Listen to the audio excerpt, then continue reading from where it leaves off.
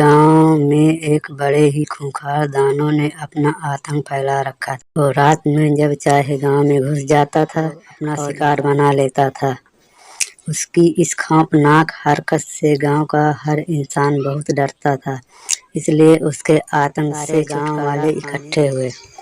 काफी देर तक बातचीत करने के बाद भी गांव वालों के पास कोई समाधान नहीं निकलता।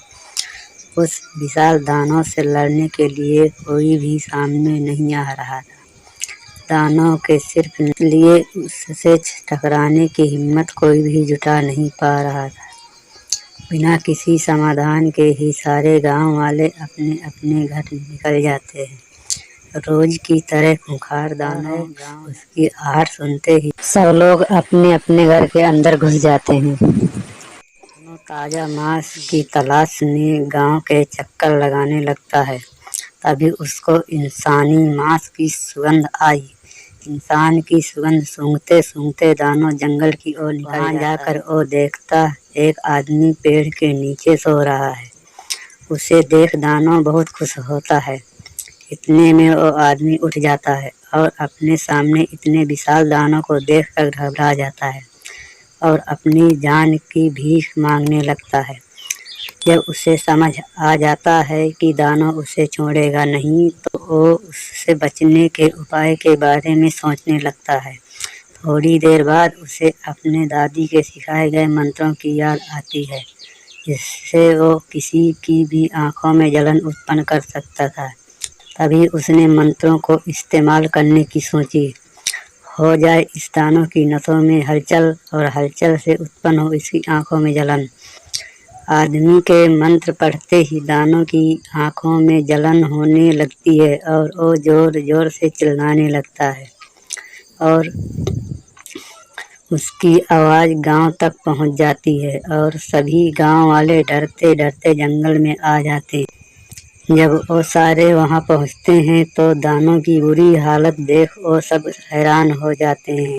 इतने में वो दानव वहां से दुम दबाकर भाग जाता है। तभी गांव वाले उस आदमी से उसके बारे में पूछते हैं, जिस पर वो कहता है, मैं व्यापार के लिए पास के ही गांव से आया हूँ। मैं शहर जा रहा, रात बहुत हो गई थी तो मैंने सोचा कि मैं यहाँ थोड़ा आराम कर, लेकिन ये खूंखार दानव यहाँ आ गया। ये सुनने के बाद गांव वालों ने उससे दानव को अकेले ही चटाने की राज पूछा, जिस पर उसने बोला, आदमी बताता है मेरी दादी एक तांत्रिक है।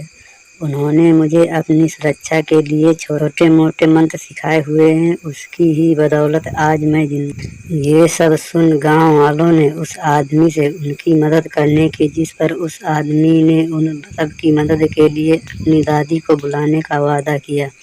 आदमी की बात सुनकर सभी गांव वाले बहुत खुश हुए। अगले दिन ही वो गांव में ले आता। गांव वालों की सारी बातें सुन दादी ने बोला, दादी कहती है, आप सबको आज रात को मिलकर एक बड़ा यज्ञ करना पड़ेगा। उस यज्ञ को करने पर उस दानव की ताकत कम हो जाएगी। उसके बाद मैं सब यज्ञ करने की तैयारी शुरू कर देते हैं। रात होते ही खूंखार दानव बदला लेने के लिए फिर से गांव में आता है। सबको एक साथ देख वो बहुत खुश हो जाता है और सोचता है कि आज इन सब का काम तमाम करूंगा। दानव को देखकर सभी डर जाते हैं, लेकिन वो अपनी पूजा बंद नहीं करते और यज्ञ करते रहते हैं। खूंखार दानव हंसता हुआ कहता है, हा हा हा, क्या बात है, आज तुम लोगों को मुझसे डर नहीं लग रहा है। हा हा हा, कोई नहीं, जब मैं एक एक करके तुम लोगों को खाना शुरू करूंगा तब तुम लोगों को पता चलेगा। लेकिन जैसे ही दानव उनके पास जाता है तो उसकी शक्तियां कमजोर पड़ने लगती हैं, जिस वजह से उसका शरीर हिल भी नहीं पाता और वही गिर जाता है। दादी वहां आकर दानव को वहां से चले जाने के लिए बोलती है, लेकिन दानव गांव छोड़ने के लिए साफ मना कर देता और सबसे बदला लेने की भी धमकी देता है।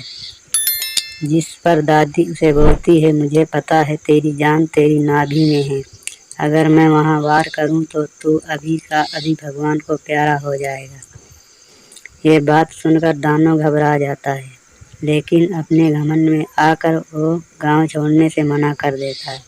ये देखकर दादी को बहुत ही गुस्सा आता है और वो दानव की नाभि पर अपनी जादुई डंडे से वार कर देती है और दानव वहीं मर जाता। ऐसे दानव अपने घमंड में चूर होकर अपनी मौत को खुद ही आमंत्रित कर देता है। तो बच्चों, इस कहानी से ये सीखने को मिलती है कि हम साथ मिलकर अगर कोई काम किया जाए तो उसमें सफलता जरूर मिलती है। तो बच्चों, अगर आपको वीडियो पसंद आया हो तो हमारे वीडियो को लाइक कर दो और चैनल पर नए हो सब्सक्राइब कर लो। इससे अच्छी अच्छी और कहानियाँ आपको देखने को मिलेंगी। अगर फेसबुक से देख रहे हो तो वीडियो को लाइक कर दें और पेज को फॉलो कर लें और शेयर भी कर दें। चलो बच्चों, अब मिलते हैं अगले वीडियो में।